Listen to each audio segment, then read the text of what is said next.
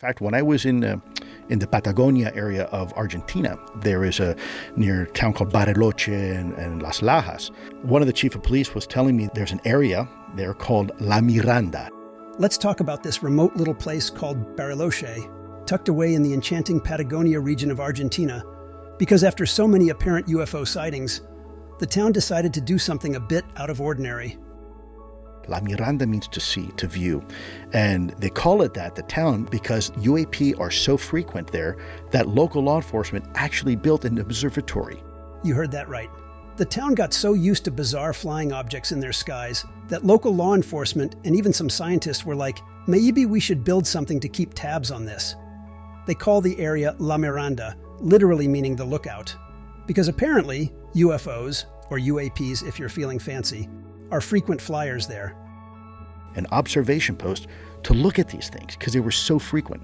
So this is not a new phenomenon. This is something that's been around for quite a long time. The problem is... But before we dive deeper into this, let's provide a little background information on the quaint little town situated in the mountains of Patagonia. Police officers and townsfolk alike began reporting regular sightings of strange objects flying over the vast Patagonian skies. These weren't just occasional flukes or one-off reports from over-imaginative tourists. We're talking about consistent sightings over time, objects moving in ways that defied the normal behavior of aircraft or anything human-made.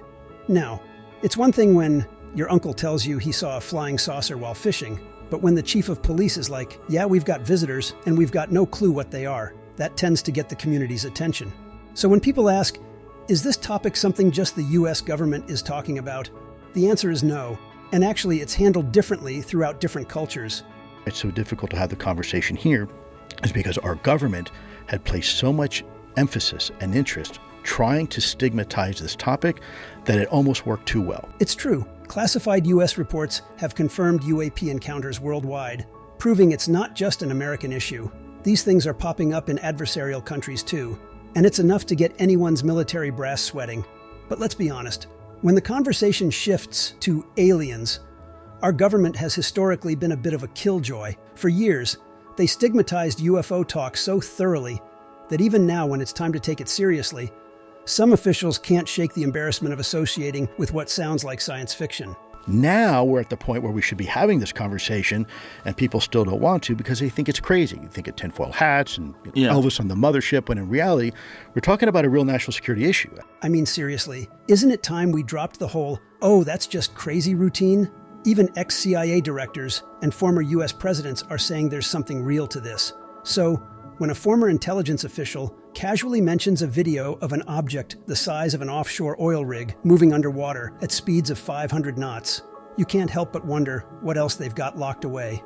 FI, foreign intelligence reports, and I can't say where or who or anything like that, but on classified systems where we know without a shadow of a doubt UAPs were encountered in other countries. Why? Because we spy on them. So before you roll your eyes about the UFO-happy residents of Argentina who are fascinated by this, we're seeing interest in UAPs around the globe. China, Russia, Europe, they're all in the know. It is not a U.S.-only phenomenon. And in fact, the Chinese, it was in the newspaper, they have something called the Five Continents Initiative. Yep. Allegedly, China tried to get the United Nations to let them handle the world's UFO investigations. They were basically pitching themselves as the globe's extraterrestrial detectives. Meanwhile, Russia's released footage showing fighter jets interacting with UFOs, while in Latin America, UAPs are so accepted that people casually chat about them over coffee. None of this, oh, it's just swamp gas business that the US is known for. If you go to Latin America now, they don't have the same level of stigma and taboo associated with this topic like we do. Hearing evidence from countries worldwide makes it tough to ignore.